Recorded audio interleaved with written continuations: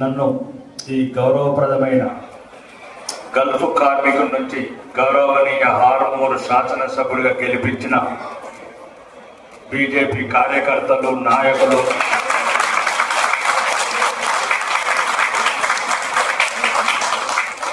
మరి ముఖ్యంగా ఐలాపూర్లో నేను వచ్చినప్పుడు అడుగడుగున అరాచకం జరుగుతున్న సమయంలో 683 ఓట్ల మెజార్టీతో నన్ను శాసనసభ్యుడిగా గెలిపించాను. ఈ ఐలాపూర్ గ్రామానికి అందరికీ పాదాలు ఉన్నది.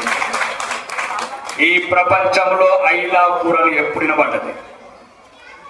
తెలంగాణ అసెంబ్లీలో ఐలాపూర్ గ్రామంలో గత ప్రభుత్వం చేసిన పనులను విమర్శించినప్పుడు బంగారు తెలంగాణ, తుప్పు పట్టిన తెలంగాణ రండి అసెంబ్లీ శాసనసభ్యులందరూ ఐలాపూర్ గ్రామానికి అని చెప్పినప్పుడు ఐలాపూర్ అనేది ఒకటి ఉంది, ఆర్మూర్ లేదా తెలిసింది.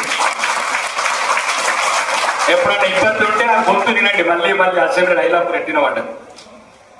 ముఖ్యంగా ఈరోజు నేను పార్టీలకు అతీతంగా ఒక శాసనసభ్యుడిగా నా వెనుకబడ్డ ఆర్మూరు ప్రాంతం ఈరోజు ప్రతిరోజు రణం, ప్రతిరోజు ఒక కణం. గల్ఫ్ కార్మికుల పట్ల కావచ్చు, విద్యా వ్యవస్థ పట్ల కావచ్చు, ప్రతిదీ అన్న. ఈరోజు నేను అమితంగా గౌరవించే సుదర్శన్ రెడ్డి గారు, అమితంగా ఇష్టపడే మహేష్ కుమార్ గౌడ్ ఈ వేదిక మీద ఉన్నారు కాబట్టి ఒక 2 నిమిషాలు చెప్తారు. నా రాజకీయాలకు అతీతంగా చెప్తాను అన్న. 2 సంవత్సరాలు అయింది. సుదర్శన్ రెడ్డి గారు మాట్లాడారు, మీరు మాట్లాడారు, ఉత్తమ్ కుమార్ రెడ్డి గారు 4 సార్లు చెప్పారన్న. 8 కోట్ల మోటార్ల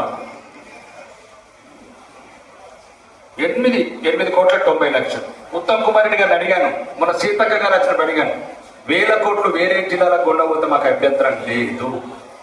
మా మారంపల్లి, మా నికాల్పూరు, మా పంపులు కాలిపోయి 2 ఏళ్ళు అయింది. మీరే లేకపోతే మమ్మల్ని పట్టించుకుంటారు కూడా లేరు హైదరాబాద్. మీరున్నారు కాబట్టి చెప్తున్నాను, ఈ చిన్న సమస్యలు నాకు వెన్నుదన్నుగా నిలవండి, అభివృద్ధిలో నన్ను భాగస్వామ్యం చేయండి. మరి ముఖ్యంగా గుత్ప బ్యాలెన్స్